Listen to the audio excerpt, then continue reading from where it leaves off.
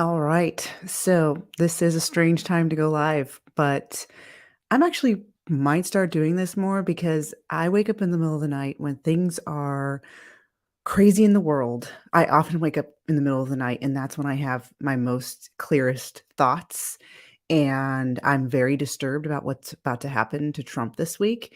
And a lot of the commentators who are silent, or this should be the number one thing people are talking about. So I probably won't have a lot of people come on this live, but those of you that are night owls, hello. Those of you that are up in the morning and actually have time to go on YouTube, hello. But and those of you that are okay with the fact that I look like I'm in my pajamas, because I am, and don't have any makeup on. Let me at least straighten this collar so I don't look like too much of a mess. There's my cat. But hello to you as well. But I'm just going to start doing these lives when I'm up in the middle of the night. It is, well, I've been up since 3, but it's now 5:42 where I'm in. I'm in Florida, so this is early morning, but it's still dark here because we just had a time change. So technically, it kind of feels like it's still in the middle of the night. But I just wake up with thoughts, and I just, oh, look, hello, night owls. I wake up, and also I do have a 25% of my audience is in the UK, Australia. I'm not sure our time change how it is over there, but this is Melon. She's in my night owl with me.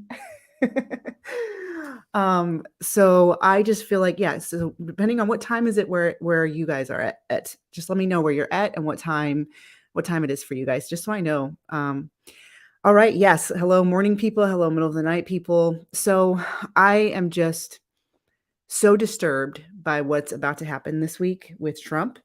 And I'm also disturbed by some of the chatter that I'm hearing on the right now with Trump. And I think that this is something that we need to just put aside our personal preferences for. Maybe you don't like him now. Maybe you do like him now. Maybe you're on the left. Maybe you hate Trump. I don't care where you're at on who he is. But what they're about to do to him next week is absolutely disgusting. And the fact that there aren't more people standing up to this, and the fact that people are discouraging others from standing up to this right now, is very upsetting for me. So I just thought I needed to come on here and talk about my thoughts on this, because like I said, I'm very disturbed. I think that we are in a state of crisis in our country. And I think that we have a lot of people that are commentators and are sitting on the sidelines just to complain. And I think that is wrong. I think we need to all be standing up and fighting for what's going on in our country right now, because it is looking like a sinking ship. And if we're just sitting there, playing our harps or whatever, or sitting there being sideline commentators and not helping to save the ship, I think that is really wrong. And I think that what they are going to do to President Trump next week, this week, which he has said that on Tuesday that it was leaked that he's going to get indicted, and they are going to do optics with it. So I heard that he's going to get booked like any other citizen. So they're going to put him in handcuffs. They're going to they want that optics of him in handcuffs. I really hope that doesn't happen, because first of all, they're trying to do everything they can to humiliate him right now, which they've been doing for the past 6 years, because he's not aligning with what they want, these leaders of countries to do, and he's actually speaking against it. He's one of the only people that I know right now in this country who's willing to speak against the agendas of the globalist elite, and he has been severely punished for that, and his name has been put down. I don't know how they've called him every single name on the book. They portray him as in a diaper on these protests. The people on the right, the rhinos, hate him. The left definitely hates him. The corrupt 40-year politicians like the Mitch McConnells and the Nancy Pelosi's and the Joe Bidens and the people that have been part of this corruption in our country right now can't stand Trump, have done everything to get him out. And now they want to put him in handcuffs over.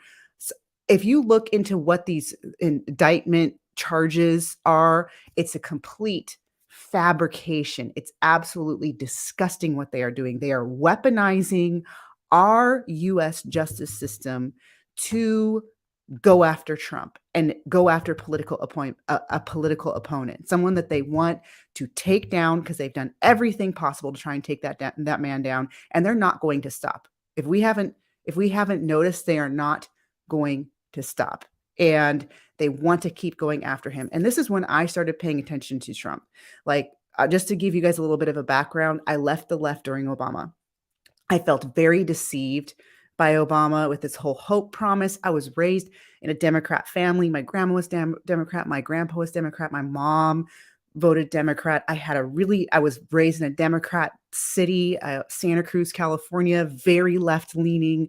And I believed that the Democrats were on the side of the people and the Republicans just wanted to fund war and give corporate welfare, which is in some ways is true. I don't think the Democrats are on the side of the people, but I do believe that there are a lot of Republicans that their main agenda is corporate welfare and funding wars.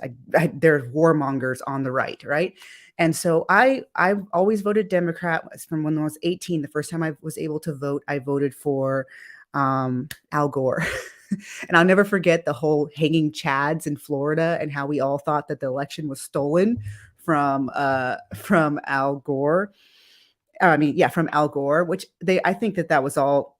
That's all theater. All of that is theater. We've had a uniparty for a long time now. We've had a uniparty since George Bush Sr. I think Ronald Reagan was probably our last president before Trump that wasn't part of the uniparty, but he was also a unifying person. I've studied a lot about Ronald Reagan, and it was also a completely different country back then. And I think Democrats were a lot different too, especially the average Democrat and the average Democrat politician, not these like super high up, creepy bloodline people, but I'm talking about the average politician, the average Democrat person during the time of Reagan was completely different than who we're dealing with now. Anyways, good morning, everyone. Hello. I've been up in the middle of the night, upset about what's going on with Trump. So you guys are getting me in pajamas and no makeup, but I hope you guys are okay with that because I really am not someone who cares about all of that. And I know that it's good to present yourself in a more professional way or whatever, but it's just not who I am.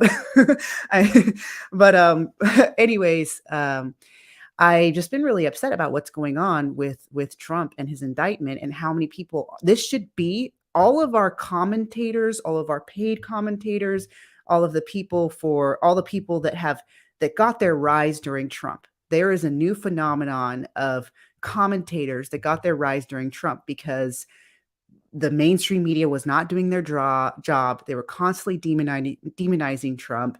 And then all of a sudden, these Trump supporters started creating YouTubes or whatever, and they got their rise. They got their rise during Trump. And owe a lot to him for their rise. They're now these big names and they're making a ton of money for their opinion. They should all be right now. This should be their number one thing they are posting about is the indictment of Trump. And like I said, they're going to have the optics of the handcuffs. They're going to have the optics because they want to. Apparently they're booking him regular in a norm they're going to actually like put him in handcuffs, which is crazy to me. And so here's where I stand differently than most narratives that are going out right now. And right now people are just doing tweets, which is also a little bit creepy. So first of all, I want to be transparent with you guys and just let you know that I'm on the outside looking in. I don't have a huge following. I don't have millions of followers, but I have met a lot of these people that are commentators on the right. And I do have a big enough following to where I kind of know what's going on the inside. And I'm going to be fully transparent with you guys and let you know that a lot of people are paid for their opinions. A lot of people are paid to push narratives.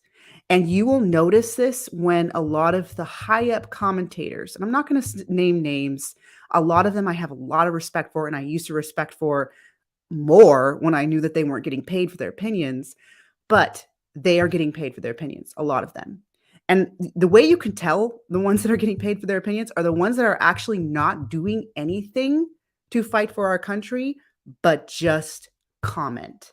And I don't think all of their opinions are paid for, but they are just, their whole spiel is, I just comment and complain about what's going on in the country. I don't actually do anything to save it. So what I mean by that, doing something to save it is, I give the example of Landon and Robbie Starbuck. They used their influence to pass a law in Tennessee to ban children from going to drag queen shows. Like you're not allowed to do that. Or maybe they're like me, like I opened my school first. That's my number one ministry That's what I'm all about, is helping to, I think that we really need to make sure that we are training up the next generation to fight these crazy socialists. And I think that there is a missing market in that. That our kids are, we are protecting our kids, which is good. We're starting to protect them, but we also need to make sure that we are getting them ready to counter the left and to stop them from doing stuff. And so that's my mission. It's not to be a paid political commentator and make millions of dollars for giving my opinion, right? There are a lot of people on the right, and this was not like this before. We had big people like Rush Limbaugh and maybe Glenn Beck and like the Fox News guys, right, from back in the day. But this last 6 years, we have this new generation of paid commentators. They make a lot of money to just sit and complain about what's going on in our country, and they are the commentators. And you will notice that they will say the same message. And a lot of, and there's been some of them that have admitted, oh, we know things behind the scenes that you guys don't know. And that already is like, why are you guys keeping that from us? How are you so much more elitist on what's going on the right than us? Like, oh, there's things that you don't know that's happening that we can't tell you yet. What? Like, why are you guys keeping that from us, first of all? So anyways, these are paid commentators on the right, and they are paid for their opinion. I know this for a fact. I know that. So you'll notice that they will have the same messaging, and it's very clear and it's very specific, the type of messaging that they're supposed to give. And they're all given the same campaign to push at this time to get you to follow a narrative. It happens on the left and it happens on the right. And I think that we need to be very careful, those of us, because we love these people. We've been following them for a while. They were great cheerleaders for Trump, because for 4 years, when Trump was president, the mainstream media was demonizing every single thing Trump did, especially his personality, which I personally like his personality. So I might go into that later, but especially his personality, his character. And all of the commentators, they were defending him. And I think a lot of that was very genuine, but I also think that a lot of it started getting paid. And that actually does happen. When Trump did something and the mainstream media demonized it, they were like, okay, you guys, you need to make sure you come out and say this, this, and this, because this is what he really meant. Because this is the right that's trying to make sure that we're not completely disbanding the Republican Party and ruining it, right? Because they were worried that Trump is going to ruin the Republican Party, which I think could happen. I really do think that that is possible, that he could split the party and it just becomes a mess, right? And we no longer win because we're the split party, and we don't trust the leaders in the Republican Party. And so they had to be very careful during Trump, all of the people that were against him. And we now know that a lot of the people that were with Trump in the White House were traitors. They were traitors to him. They were actually secretly working for the rhinos that hated him, and they were trying to sabotage him, because we got to remember where Trump came from. And if you are someone like me, I was born in the 80s and 90s. Trump has been a public figure for a long time. And he's been saying the same messages about America for 30, 40 years. There's interviews of him where he basically has been saying the same messages about America and what he would do if he was president, if he became president. And guess what? He did that. At least he tried, despite massive opposition from the left and the Democrats and from his own side and all of the crazy things they did. So back to the paid commentators. I think now we're having these people, and if you're noticing, a lot of them aren't going to bat for him like they should right now. Maybe they're just posting a tweet, or they're just saying, oh, it's because they want Trump to win, which I think is not a good take right now. They're doing this on purpose because they want Trump to win, or they want Trump to be the nominee, or this is going to solidify his win. I don't think that's a good take right now. I think they're going to do everything possible to make it so that he can't win. On our side, the rhinos on our side, and the left. Okay. They are going to do, the Democrats, they are going to do everything possible. I mean, what has been their pattern for the past 6 years? What has been the pattern of Trump being in office for the 4 years and then the last 2 years? It has been a pattern of absolute sabotage, humiliation, take him down in any way possible. They impeached him twice. They collapsed his booming economy. They did a shutdown, and it wasn't just it wasn't just a this is just America thing that's happening with the pandemic. That was worldwide. That was a worldwide psyop. And of course it was to go after the US, the greatest country in the world right now. Of course it was going to go after us, to get us signed up into all of this worldwide globalist stuff and make sure that Trump is taken out. They blamed every single death on him. I'll never forget the debates where Kamala and Biden were like, 240,000 people died because of you and what you did with the pandemic. Now, let's also remember what was going on with that. These countries, all of the first world countries, were shutting down. They were shutting down their countries, and they had a lot of headlines about Italy and about how the pandemic is killing people and all of the elderly. And that's something about America. We are a moral society. We care about the elderly, at least the older generations do. I'm a little worried about Gen Z and this new generation Alpha, which is really creepy. But the ones that are on the right and the older generations, even the people on the left, they care about our elderly. And they were weaponizing that. They were weaponizing the fact that these elderly people were dying in Italy. And we can go into that in another post. We really need to not forget what they did during the pandemic. I think people have moved on from that, but it was absolutely crazy what they did in this country. And so they were weaponizing Italy. Trump, at first, his first gut reaction was, we've had other infectious diseases hit this country. We are exaggerating what's going on. I forget what his exact language was in that, but I love all the comments too. I am reading them. I feel like if I stop, I will lose my train of thought. And I love the interaction. I hope you guys are commenting with each other as well. So his gut reaction was, we need to not take this too seriously. We need to be careful, because he's a businessman. He knows that shutting down the country is going to do a lot of damage to the country, a lot of it. But the mainstream media was capturing the American people with this COVID.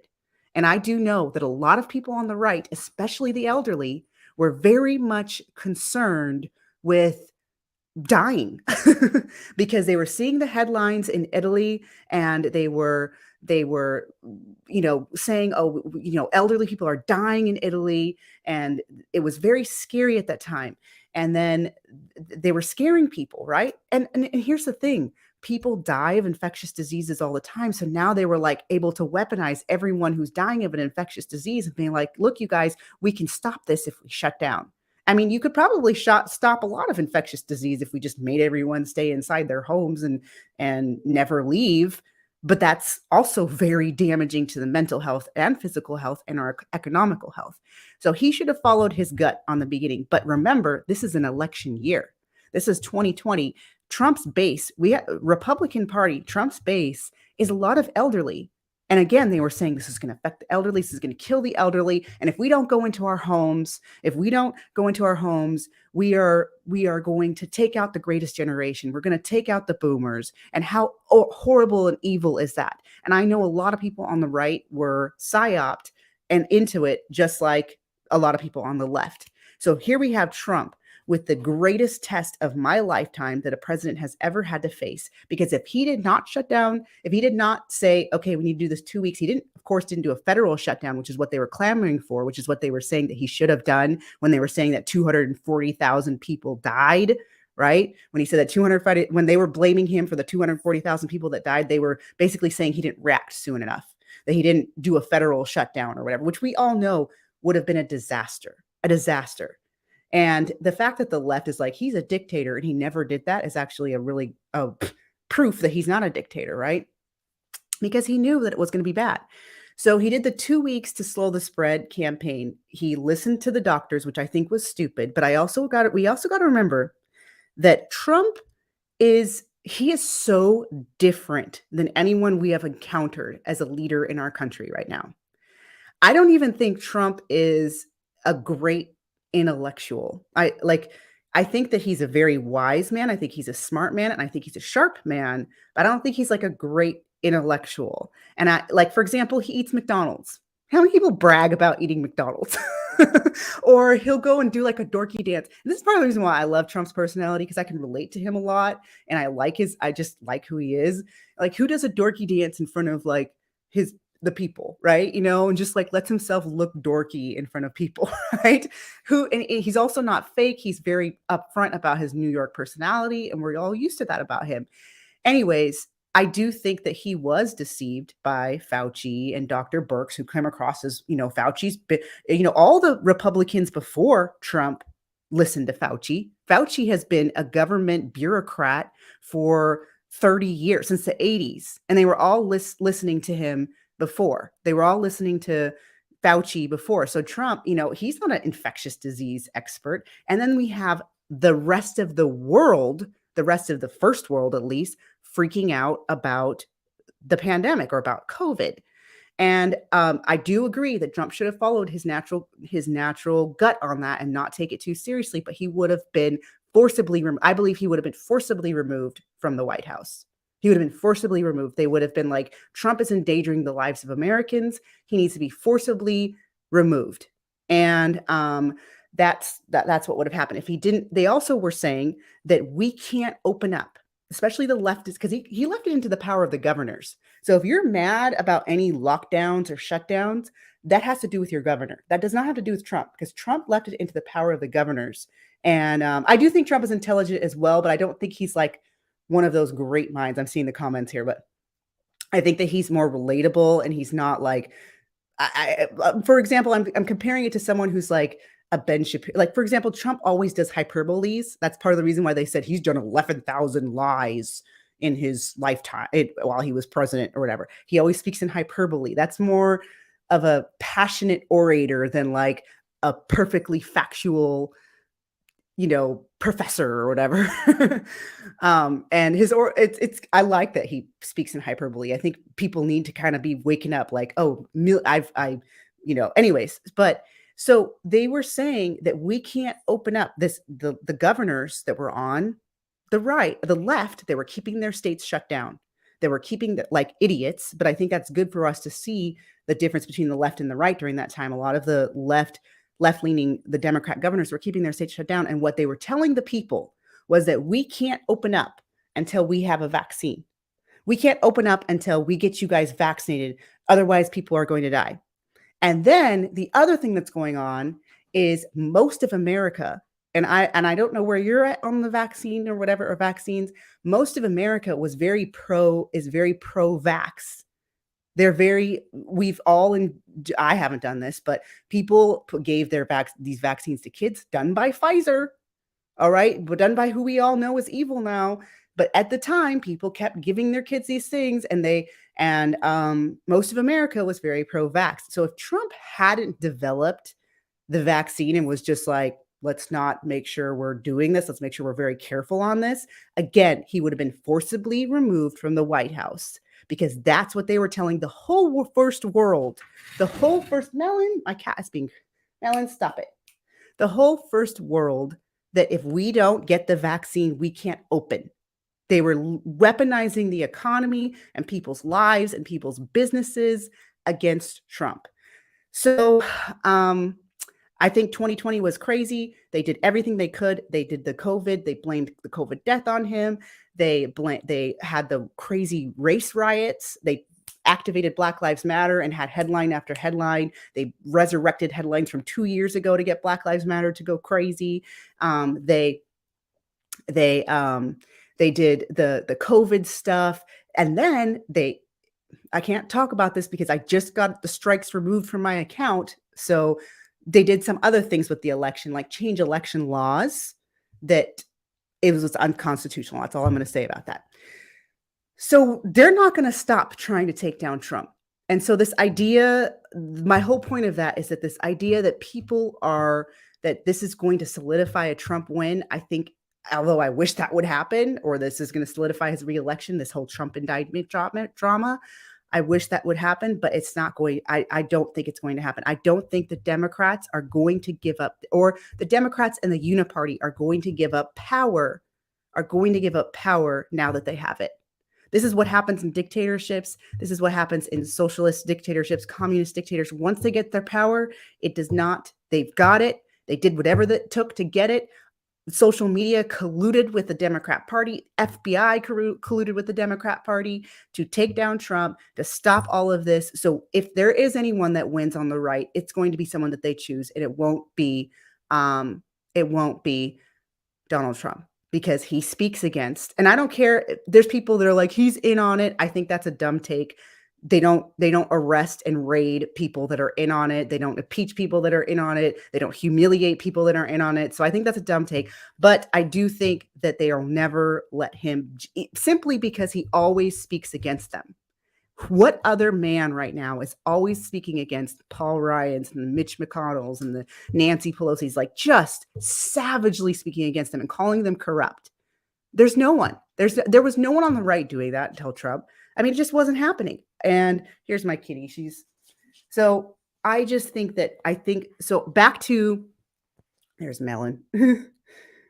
Back to my original point that there's a lot of people out there. And first of all, I want to thank the person that sent me a super chat. Thank you so much. I get violations on this account and demonetized and all of that. I'm not making money sharing my opinion, and it is very helpful to get super chats. And so back to the point, these people, a lot of people are paid for, yes, thank you, Kelly. A lot of these people are paid for their opinion. Not all of it, but they're sent a narrative and they are given a rate and they are asked to push it. And a lot of them get together as well. A lot of them get together and come, and they are very much treated with like celebrities and treated like kings and gods among the right. And they're asked to do things together as a group. There's kind of an elitist group happening right now amongst commentators on the right. You will notice that a lot of their platforms have switched from being a lot of political stuff and speaking against Joe Biden and really being harsh about him, which I think we need to be doing right now, to fluff about what's going on in pop culture. Or, although I think it's really good that we speak against the drag queens, and I think it's really good that we speak against what's going on in our public educational system, the reality is the globalists don't care about that stuff. Do you think they care that kids are being taken to drag queen shows? Although I think it's great that we fight that. That's to them. Okay, we take them to drag queen shows, whatever, as long as we can still fund the war in Ukraine. As long as we can still send billions to Ukraine and you guys can just shut up about it, just get mad about your drag queens, which I think we should be, but make sure you don't stop our plans to send billions to Ukraine and all of this weird creepiness that's going on in the globalist world. And I just think that it's really upsetting to me that there are so many people on the right that aren't fighting for him right now like they should. Maybe a tweet here and there, but we should all be saying this is really messed up, that they are weaponizing the justice system to go after this man over something so small. So small. Trump is a billionaire. Well, I don't know if he's a billionaire anymore, considering what they've done to him to try to take down his funds, but he has plenty of money. And they're saying that he was using campaign funds to pay for the Stormy Daniels legal fee stuff. Now, let's say that that's true. Let's say he actually did that. I think that would be weird because he has so much money of his own. But secondly, can we look at all the things that are being paid for by campaign funds on anyone right now, especially these big prominent names? I mean, sometimes I think about the way these campaigns are run and how much money they raise, how much money these people raise. And I'm like, where is that going to? Where's the 100 million, 200 million? I don't see these. I mean, maybe a few paid advertisements, but it doesn't cost that much. Where's all this money going to? Maybe paying for but there's a lot of money that doesn't, like, paying for their campaign workers, right? But that's not very much money. A lot of them are volunteer, actually. A lot of them, people volunteer for these campaigns. So where's all that money going to? And we really need more transparency in that. And do I think Trump was perfect in that? Probably not. Do I think anyone is perfect in that? No, I don't. So I think that is something that they're definitely, like, if we investigated all our politicians and where their money goes to, all of them should be indicted. I do think that that's a temptation for a lot of them. Now, I think that Trump has it the least because he's already so rich. I think a lot of these people, the first time they get that big, huge $100 million to run, I mean, we saw it, and I didn't like this riff, but remember the Kim Klacik, is that how you say the last name? The Candace Kim Klacik riff, where Candace exposed that she used a lot of her campaign funds for things that shouldn't have been used for them or whatever. And I think that that's happening far more often now. I love Candace, but where's she using I mean, I'm not saying she's running for office, but there's a lot of people that donate a lot of money to her. Where's that money going to? Is it going towards you making sure you can go first class to Europe the whole time? Or is it going back? So, I mean, I'm not saying that that's bad what she's doing. I think you should be allowed to do with it what you want. But remember, these are all just funds from the American people because they believe in you. And I think you should be a good steward of those funds, especially in the craziness that's happening, especially as Christians, for one, and especially in the craziness that's happening in our country right now. So, yes. Okay. Now let's say Trump is guilty, right, of that. That is so. There's already been investigations into that. Remember, it was already a rumbling that was happening. They've already done the Stormy Daniels stuff. I mean, I think they're desperate and reaching for the Stormy Daniels stuff, but that's already been so investigated, and they're rehashing it again because they think they can find something once more. And they have these weaponized DAs, and they are going to go after him and put him in the handcuffs so they can have the picture in the mainstream media of Trump in handcuffs. And then on top of that, let's say he's not guilty of that. Let's say he was very careful with the campaign funds because he's rich, for one, and why would he need to use campaign funds for anything except for his campaign? And he didn't do that. Well, that's even more crazy. That's even more crazy because they changed a misdemeanor charge into trying to do a felony charge, which is why they want to do an indictment on him. And this is just absolutely wrong. Think about when Trump was in office and we found out that Obama illegally and unjustifiably spied on Trump's campaign. This is fact. This happened. They spied on Trump's campaign. And what if Trump, while he was 4 years as president, decided to weaponize the justice system, which I actually think he should have done this because Trump, what Obama did was illegal, and started going after Obama and investigating him because the former president, Obama, the former president, started doing that and then got him indicted and put in handcuffs. What would the left do? What would the Democrat voters do? They would have been rioting on the streets. They would have been just completely they would have had the most crazy tantrum. And now what's happening on our side is that we are too scared to protest now. So I'm also seeing, and this is going to be my last thing before I get off, and I really I'm glad that you guys are tolerant of a middle of the night or early morning live with no makeup and pajamas. So my last point is there's people saying that this is a Fed call, that don't go out and protest. Don't just stay behind the scenes and just let this happen, I guess. And don't let America know that we're upset about this. Just, it's a Fed call. And so here's my thing on that. Is that going to stop people from protesting in their small towns? Or you think you're going to get arrested for protesting in your small towns about this? Protesting is in our Constitution.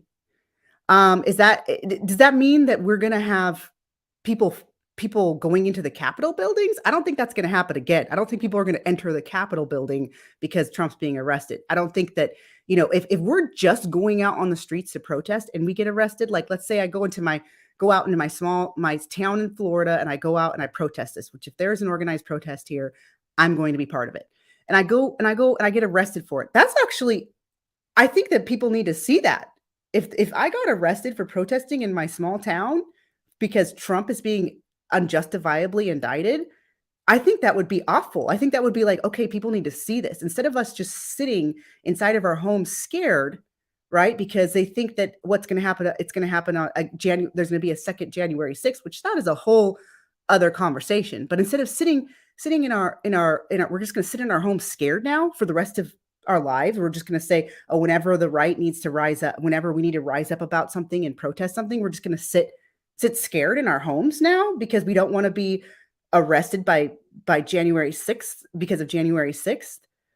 I think that is not a good strategy right now. I don't think that's a good strategy. I don't think we should go rushing capitals and taking tours of them because they allowed that to happen. Let's not forget that Trump ordered 10,000. He asked Pelosi if she wanted 10,000 extra guards at the Capitol, and she said no. Those men, if you look at what happened on January 6th, those men should have just been immediately arrested. If they were trespassing, they should have been immediately arrested, but they didn't have the people to do it. They didn't have enough people, or I actually think they did, but they wanted the optics of them walking through the whole Capitol so they could say it was an insurrection, right? Instead of arresting them, because that's actually what happened during the Kavanaugh protests. If you remember, they stormed Senate buildings. They stormed the Senate. All these crazy, ugly-looking leftist ladies stormed the Senate and sat down. They took over hallways so that people couldn't leave. They took over elevators so that people couldn't get into the elevators, and they got arrested. I mean, they were released. They weren't thrown in prison for the rest of for 4 years, like the January 6th people, but they were arrested and said, you can't do this. You got to stop doing this. That didn't happen on January 6th because they called off the troops. They wanted the optics of these men walking through the whole thing and saying that it's an insurrection, right? An insurrection with selfie sticks and American flags. Like, that's an insurrection. You're going to come in and take over the U.S. government with selfie sticks. There's people with selfie sticks staying, and they had to say it was a deadly day that day. That's why Ashley Babbitt was killed. They had to say she was unarmed. She was unarmed. There was no reason to kill her. And they had to say the deadly insurrection. They had to shoot one of them. That is, okay, America, why are we just silently letting that happen? Why are we silently letting that happen? Why are we silently letting them do this to us? They silenced us after that. I remember I had a small following on Facebook. That's the only place I was really posting. I had a small following on Facebook. I was going live almost every single night with what was going on during that time. After January 6th, silenced. YouTube was scrubbed of any evidence of what happened in 2020, scrubbed. And if you dare say it, like, I've had strikes against my account because of it. If you dare say that anything was nefarious about the 2020 election, then you are silenced because of January 6th. They had to have that. They are going to do that again if we don't stand up and say what you guys are doing is wrong. And then all these political commentators, these paid commentators, people on the right who aren't standing up for what happened that day, who aren't going, saying, why are these men political prisoners for 2, 3, 4 years for walking through the Capitol? Okay, they trespassed. Sure. Some of them got violent. Sure. Which the ones that got violent were actually instigated, or they were undercover Fed, or they were undercover Antifa. Maybe there was a few dum-dums who were participating in it as well. Okay, they should have charges for that. They should have charges for trespassing. But they're giving these people 2, 3, 4 years. For doing things that the left was doing like 6 months before during the Black Lives Matter protests, but 10 times worse. They tried to knock down the gates of the White House during the Black Lives Matter protests. They tried to knock down the gates of the White House. They burned a historical church. They were trying to burn it. They took out the windows, and none of those people are spending 2, 3 years, 4 years in prison because of that. They also put the January 6thers, there was over 200 of them that were arrested.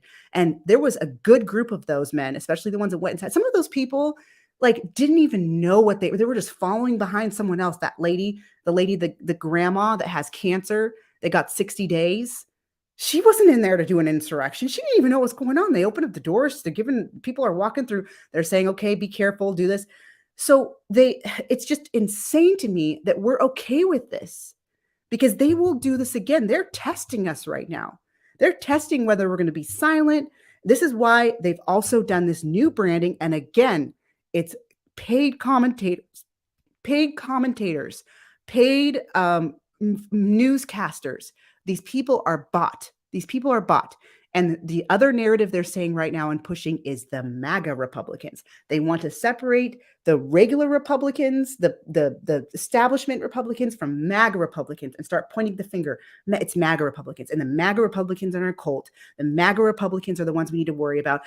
But the regular good Republicans, the ones that don't support Trump anymore, and the ones that are following along with whatever narrative we're pushing right now about the right, you guys are the good guys, and we're okay with you. But the MAGA Republicans, you're going to keep seeing that message over and over again about MAGA Republicans, people like you and I that are sick and tired of what's going on in this country, and we're not going to sit down and shut up about it. They're going to start really going after us. They already have, but they're going to start really going after us. So I end with this. Be careful who you're listening to. A lot of them are paid. I know this for a fact. I hate to bust your bubble on some of your favorite commentators, but when they all come out with the same narrative and they're saying the same thing and it's at the same time, it's because they're paid. And it's unfortunate that people can be bought like that.